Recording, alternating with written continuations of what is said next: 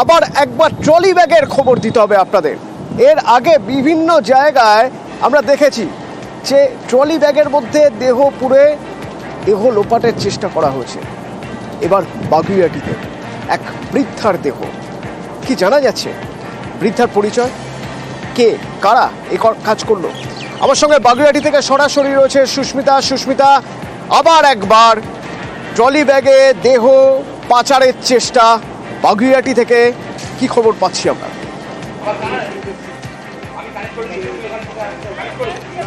দেখো অতনু, যে প্রশ্ন তুমি রাখলে বৃদ্ধাকে, এবং পুলিশ সূত্রে যেমনটা জানা যাচ্ছে যে ট্রলি ব্যাগ উদ্ধার হয়েছে তাতে যে মহিলা ছিল তার বয়স বছর ৪৫, কিন্তু তার পরিচয় কি, কে বা কারা এই ঘটনার সঙ্গে যুক্ত, অন্য কোথাও খুন করে দেহ পাচারের জন্য ট্রলি ব্যাগে করে এই স্থানে রাখা হয়েছিল কিনা, সেই সমস্ত প্রশ্নের উত্তর এই মুহূর্তে খুঁজছে বাগুইআটি থানার পুলিশ। ইতিমধ্যে ঘটনাস্থল একবার দেখায়, যে ঘটনাস্থল থেকে আজ সকালেই ট্রলি ব্যাগটি উদ্ধার হয়েছে, এবং স্থানীয় বাসিন্দারা যেমনটা জানাচ্ছেন যে আজ সকালে পেপার বিক্রেতা এসে এই ঘটনাস্থল থেকে একটি ট্রলি ব্যাগ দেখতে পাই। শুধু তাই নয়, এখানে নস্যি রঙের যে ট্রলি ব্যাগ পড়েছিল তার বাইরে থেকে মহিলার চুল দেখতে পেয়ে তার সন্দেহ আরো বেশি করে দানা বাঁধতে শুরু করে, এবং সেই মোতাবেক স্থানীয় বাসিন্দাদের তরফ থেকে বাগুইআটি থানায় খবর দেওয়া হয়। বাগুইআটি থানার পুলিশ আধিকারিকরা এসে সেই ট্রলি ব্যাগটিকে উদ্ধার করে, এবং যারা উদ্ধার করেছেন তারা যেমনটা জানাচ্ছেন ভিতরে এক মহিলার দেহ ছিল, তার মুখে সেলোটেপ আটকানো ছিল বলেও পুলিশ সূত্রে জানা যাচ্ছে। সুতরাং এটি কি পরিকল্পিত খুন, পরিকল্পিতভাবেই কি খুন করার পর সেই দেহ লোপাটের জন্য এই ঘটনা ঘটানো হয়েছে, কিন্তু কারা এর সঙ্গে যুক্ত সেই গোটা বিষয়টি এই মুহূর্তে তদন্ত করে দেখছে বাগুইআটি থানার পুলিশ। এলাকায় যে সমস্ত সিসিটিভি ক্যামেরা রয়েছে তার ফুটেজ ইতিমধ্যে সংগ্রহ করতে শুরু করেছে বাগুইআটি থানার পুলিশ আধিকারিকেরা, এবং পরবর্তী সময়ে ওই বৃদ্ধার পরিচয় কি, বছর ৪৫-এর মহিলার পরিচয় কি, সেই বিষয়টিও কিন্তু এই মুহূর্তে পুলিশের তদন্তের খাতায় অবশ্যই রয়েছে। কিন্তু এর আগেও দেখা গিয়েছে ঘোলা কিংবা কুমোরটুলি ঘাট প্রত্যেকটি জায়গাতেই কোথাও বা নীল কোথাও বা লাল সেই ট্রলি ব্যাগে করে দেহ পাচারের মতো ঘটনার সাক্ষী থেকেছে শহর কলকাতা, এবং তার পরবর্তী সময় আজ সকালে বাগুইআটির যে ঘটনা, সেই গোটা ঘটনায় এলাকাবাসীর মনে যেমন চাঞ্চল্য রয়েছে, প্রশ্ন রয়েছে যে এই ঘটনার সঙ্গে কারা যুক্ত, ঠিক তেমনই যারা স্থানীয় বাসিন্দা রয়েছেন তারা বলছেন হয়তো গতকাল রাতের অন্ধকারে, যেহেতু রাত বাড়লেই এই এলাকা বেশ কিছুটা নির্ঝুম হয়ে যায়, অন্ধকার হয়ে যায়, সুতরাং অন্ধকারের মধ্যেই কেউ বা কারা এই ঘটনা ঘটিয়ে থাকতে পারে, সেই গোটা বিষয়টি কিন্তু এই মুহূর্তে প্রশ্নের মুখে। কিন্তু বৃদ্ধার পরিচয় কি সেটা এই মুহূর্তে আসল খোঁজার বিষয় পুলিশের কাছে, এবং তারই তদন্তে এই মুহূর্তে পুলিশ বাগুইআটি থানার পুলিশ আধিকারিকেরা। অতনু, ধন্যবাদ।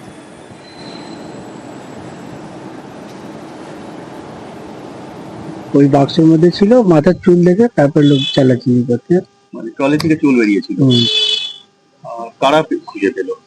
ও থানার পুলিশ, পাবলিক দেখেছিল, দেখার পরে থানায় ফোন করলো, থানা অফিসাররা এসে খোলাখুলি করে দেখলো, দেখলাম যে ওটা মহিলা বডি। মহিলার বডি? মানে কি অবস্থায় করেছিল? ওই কুকুরে বলবে একদম কুকুরে, বোঝা যায়নি কোথা থেকে। না না না না না, ওই চুলটা বেরিয়েছিল, ওইটা দেখেই সবাই সন্দেহ করেছি যে কি ওইটা বডি আছে ওর মধ্যে, তারপরেই সব। না, রক্তের দাগ সেরকম কিছু ছিল না। আমাদেরকে ফোন করা হয়েছে, আমরা পৌরসভা স্টাফ, আমাদের ফোন করা হলো, আমরা আসলাম, এসে এখানে ড্রেনের মধ্যে ব্যাগটা পড়েছিল।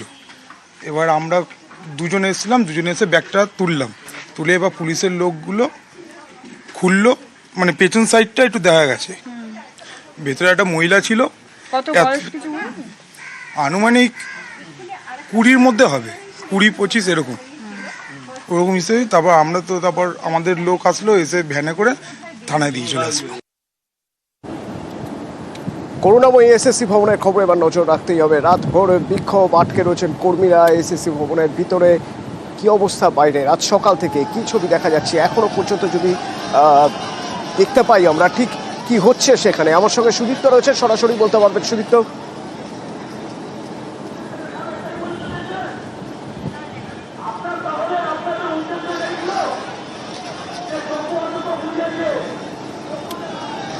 সুদীপ্ত, আমার কথা শোনা যাচ্ছে? কি হচ্ছে ওখানে এসএসসি ভবনের সামনে একবার জানতে চাইবো তোমার থেকে। দেখো অতনু, একেবারেই 21শে এপ্রিল থেকে তারা বসে রয়েছেন, এবং আজকে বেলা একেবারে 12টা তখনও কিন্তু তারা এখনও পর্যন্ত অবস্থানরত অবস্থায় রয়েছেন। পরিবর্তন বলতে একটা পরিস্থিতির শুধু পরিবর্তন হয়েছে। কি সেই পরিবর্তন? তুমি জানো যে গতকাল যখন খাবারের কথা বলা হয়েছিল, অর্থাৎ খাবার পৌঁছে দেওয়ার জন্য যখন বাইরে থেকে কিছু লোক এসএসসি ভবনে ঢুকছিল ঠিক তখন যে খাবার এবং খাবার জল তা কিন্তু ফেলে দেওয়া হয়। পরবর্তী ক্ষেত্রে আজকে সকালেও যখন চা আনা হয়েছিল তখনও কিন্তু তা ঢুকতে দেওয়া হয়নি। পরবর্তী ক্ষেত্রে আজকে ঠিক 10:30 নাগাদ এখান থেকেই ঘোষণা করা হয়, অর্থাৎ চাকরিহারারা ঘোষণা করেন, চাকরিহারা শিক্ষক শিক্ষিকারা তারা বলেন যে চেয়ারম্যান এবং যারা বাকি সদস্য রয়েছেন অর্থাৎ কর্মচারীরা রয়েছেন তাদের যে খাবার বা খাবার জল সেই সমস্ত কিন্তু পৌঁছে দিয়ে যেতে পারে এবং সেই সঙ্গে তারা বলেছেন যে প্রয়োজনীয় ওষুধ, সেই প্রয়োজনীয় ওষুধ কিন্তু ভেতরে প্রবেশ করানো দিতে যেতে পারে এবং তারা সেটাকে কিন্তু আটকায়নি। এবং এই মতো যখন তারা ঘোষণা করলেন ঠিক তখন কিন্তু কোনোভাবেই দেখা যায়নি যে খাবার জল বা খাবার ভেতরে গেল কিনা। তবে যেটা ডিসি যেমনটা অভিযোগ করছেন যে কোনোভাবেই এই খাবার জল বা খাবার তা কিন্তু পৌঁছে দেওয়া যাচ্ছে না এবং যারা পুলিশকর্মী রয়েছেন তারা যেমন ভেতরে প্রবেশ করতে পারছেন না, বাইরেও আসতে পারছেন না। কিন্তু সেই পরিপ্রেক্ষিতে একজন চাকরিহারা শিক্ষক তিনি বলছেন যে তারা চান সেই খাবার এবং খাবার জল পৌঁছে যাক। তার কারণ রয়েছে, তারা বলছেন যে খাবার এবং খাবার জল না দিলে পরে যদি চেয়ারম্যান অসুস্থ হয়ে পড়েন তাহলে সেই অছিলায় তিনি বেরিয়ে যেতে পারেন। কার্যত সেটা তারা চাইছেন না, তারা চান তাদের পর্যাপ্ত খাবার এবং খাবার জল যাক এসএসসি ভবনের ভেতর চেয়ারম্যানের জন্য, কর্মচারীদের জন্য। কি বলছেন একবার শুনবো। শান্তিপূর্ণ প্রতিবাদে আমাদের কোনো আপত্তি নেই, কিন্তু যদি এরকমভাবে খাবার জল, খাবার জিনিস সেইগুলো আটকানো হয়, অনেকক্ষণ ধরে কাল সকাল থেকে সব লোকজন এখানে আছে, তারা যখন ঢোকবার চেষ্টা করছে, পুলিশের বিশেষ করে যখন ঢোকার চেষ্টা করছে, বেরোনোর চেষ্টা করছে, বহু এখানে ইনস্ট্যান্স হয়েছে, এখানে ধাক্কাধাক্কি দেওয়া হয়েছে, আটকানো হয়েছে। তো এটা কিন্তু আইন অনুসারে হচ্ছে না। আমি ওনাদেরকে অনুরোধ করব, ওনারা শান্তিপূর্ণ অবস্থান যা করছেন করুন, কিন্তু এই জিনিসগুলো যেন না করা হয়। ওনারা সবাই সরকারি কর্মচারী, সেই জন্যে শান্তিপূর্ণ প্রতিবাদে আমাদের কোনো আপত্তি আগেও ছিল না, এখনো নেই। ওনারা কিন্তু সবকিছুর অ্যাক্সেস পাচ্ছে, আমরা কখনোই কোনো সময় ওনাদের কোনো জিনিস কিন্তু রেস্ট্রিক্ট করিনি। বায়ো টয়লেট তো পুলিশ ব্যবস্থা করে না, কিন্তু বায়ো টয়লেট যদি ওদের আসে আমরা কিন্তু আটকাইনি। ধন্যবাদ। করে এসএসসি অফিসে যারা কর্মচারী রয়েছেন বা চেয়ারম্যান রয়েছেন তাদের জন্য যাতে খাবার যারা নিয়ে যাচ্ছেন বা জল বা ওষুধ প্রয়োজনীয় যেসব সরঞ্জামগুলো সেগুলো যাতে অ্যালাউ করা হয় তার ঘোষণা করলাম। কারণ অনেক শিক্ষক শিক্ষিকারা আছেন তারা তো চরম ক্ষুব্ধ, তারা কি করবেন তাদের মাথার ঠিক নেই এখন। তো সেই জন্য আমরা যাতে তাই সেগুলো অ্যালাউ করা হয় সেটার ব্যবস্থা করতে বললাম, সেগুলো নিশ্চয়ই করা হবে। এবং আমরা এটাও চাই যে আমরা যে সহযোগিতাটা প্রশাসনের কাছে চাইছি সেটাও যেন পাই। অবস্থানে রয়েছেন চাকরিহারারা, আর তারই পাশাপাশি যাতে কোনো রকমভাবে কোনো অশান্তি না হয়, কোনোভাবে কোনো অপ্রীতিকর পরিস্থিতি না হয়, তার জন্য পুলিশ, র্যাফ পরিমাণ আরও বাড়ানো হচ্ছে। পুলিশের নিরাপত্তার দিকটা ঠিক মতো দেখার জন্য ঠিক কী ব্যবস্থা নেওয়া হচ্ছে, আমার সঙ্গে শানিক রয়েছেন, সরাসরি বলতে পারবেন শানিক।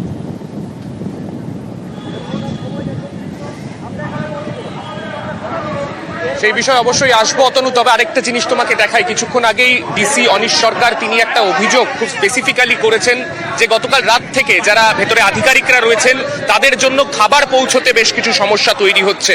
তার জন্য পুলিশ ফোর্স যারা রয়েছেন তাদের ক্ষেত্রেও ডিউটি টেক ওভার করতে কিছু সমস্যা হচ্ছে। আন্দোলনকারীদের একাংশ তাদেরকে বাধা দিচ্ছেন বলে তিনি অভিযোগ করেছেন। এই মুহূর্তে তোমাকে দেখাবো আচার্য সদনের গেটের ছবিটা। সেখানে এই মুহূর্তে হাতে এইভাবেই বিস্কিটের প্যাকেট এবং তরমুজ নিয়ে শিক্ষকরা তারা ভেতরে চেয়ারম্যানের জন্য পাঠাচ্ছেন। একটু জিজ্ঞেস করব, বাইরে অসম্ভব গরম, এর মধ্যে একটা অভিযোগ পুলিশের তরফে করা হচ্ছিল আপনারা এই বিস্কুট বা কোনো রকম খাবার দাবার বাইরে থেকে ঢুকতে দিচ্ছেন না। আপনারা এই দেখুন, ইংরেজিতে একটা কথা আছে, half truth is a whole lie. পুলিশের অভিযোগটা পুরোপুরি অর্ধসত্য, যেটাকে আমরা সম্পূর্ণ মিথ্যে বলছি। আমরা সারা রাত এখানে অবস্থান করেছি না খেয়ে, আমাদের এখানে কোনো টয়লেটের ব্যবস্থা নেই এবং আমরা কোনো দোষ না করেই চাকরিহারা, 7 বছর চাকরি করার পরেও। তাই আমাদের মাথায় একটু গরম হবে, সেটা স্বাভাবিক, কিন্তু আমরা সারা ভুল সংশোধন করেছি। আমাদের দাবি কারো কাছে খাবার আটকে রাখা নয়, আমাদের দাবি হচ্ছে যোগ্য অযোগ্যের লিস্ট প্রকাশ করা এবং তার সাথে অযোগ্যদের টার্মিনেট করে আমাদের সম্মানের সঙ্গে চাকরি পুনর্বহাল করা। এই দাবির মাঝখানে আমরা অন্তরায় ভাবি না। কি খাবার নিয়ে যাচ্ছেন এই মুহূর্তে? আমরা প্যাকেটিং ফুড এনেছি, বিস্কুট আছে, তরমুজ আছে, ওয়ারেস আছে এবং জল আছে, কিন্তু আমরা কোনো প্রসেস ফুড দেব না। আমাদের একটা ধারণা আছে ওই প্রসেস ফুড খেয়ে যদি কোনো কিছু অসুবিধা হয় সেই দায়ভার আমাদের হবে। তাই আমরা কিন্তু অনুমতি দিয়েছি, আপনারা প্রসেস ফুড আনতে পারেন, আমাদের কোনো প্রতিনিধি সেই প্রসেস ফুড আটকাবে না, কিন্তু তার সঙ্গে আমরাও ভেতরে যাব। ড্রাই ফ্রুট এবং অবশ্যই ড্রাই ফুড তারা ভেতরে পৌঁছানোর ব্যবস্থা করছেন, তারা নিজেরা উদ্যোগ নিয়ে তাদের তাদের যে খাবার সেগুলো তারা ভেতরে পৌঁছানোর চেষ্টা করছেন। তাদের যেটা দাবি যাতে কোনো রকম ভাবে এই শান্তিপূর্ণ আন্দোলন কোনোভাবে না বিঘ্নিত হয়, তার দায়িত্ব তারাও নিচ্ছেন। তারা সেই কারণে কোনো খাবার বাধাও যেমন দেবেন না, নিজেদের খাবার তারা ভেতরে পৌঁছানোর ব্যবস্থা করছেন। তুমি যে প্রশ্নটা করছিলে একটু আগেই, অর্থাৎ পুলিশি ব্যবস্থা এখনো পর্যন্ত শুধুমাত্র বিধাননগর পুলিশ কমিশনারেট নয়, পাশাপাশি বারুইপুর পুলিশ ডিস্ট্রিক্ট, তার পাশাপাশি ব্যারাকপুর পুলিশ কমিশনারেট, বিভিন্ন কমিশনারেটের প্রচুর ফোর্স ইতিমধ্যেই মোতায়েন রাখা হয়েছে। শুধুমাত্র এই আন্দোলন নয়, তার পাশাপাশি প্রচুর মানুষ যারা বাইরে থেকে আসছেন, এসে এনাদের পাশে দাঁড়াতে জমায়েত করছেন, তাতে যাতে কোনো রকম অপ্রীতিকর কোনো ঘটনা না ঘটে, কোনো বহিরাগত কেউ এসে যাতে অশান্তি না করে, সেই জন্য পুলিশের তরফে এই মুহূর্তে কিন্তু বাড়তি সতর্কতা নেওয়া হচ্ছে। কাজ সকালেও